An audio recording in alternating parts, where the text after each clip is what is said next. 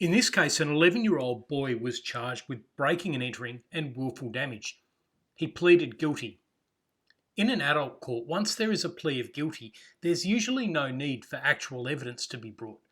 By pleading guilty, the defendant has admitted the relevant facts for each element of the offence. In youth justice, however, things are a little different. Section 29 of the Criminal Code in Queensland states that a person under 10 years of age cannot be criminally responsible. So even if they commit a crime, they cannot be convicted or punished for that crime. They are considered to be too young to understand the significance of what they're doing. A person between 10 and 14 years of age can be criminally responsible, but the starting presumption is that they will not be.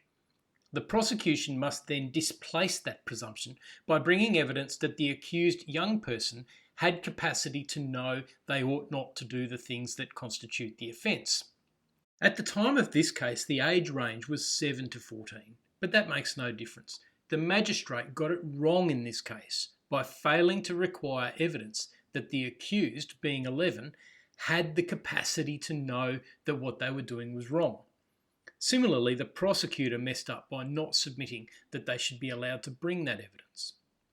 Justice Campbell said, Section 29 of the Criminal Code provides that a person under the age of 14 years is not criminally responsible unless it is proved that at the time of doing the act, he had capacity to know that he ought not to do the act. It seems to me that this proof, this rebuttal of the presumption, may only be done by the calling of proper and admissible evidence. In the present case, no evidence was adduced before the Children's Court, and it seems to me that there was no adequate proof that the appellant child had capacity at the time to know that he ought not to have done the acts with which he was charged. From this case, we learn how Section 29 works. Even in the case of a guilty plea, the prosecutor must show that the child had criminal capacity.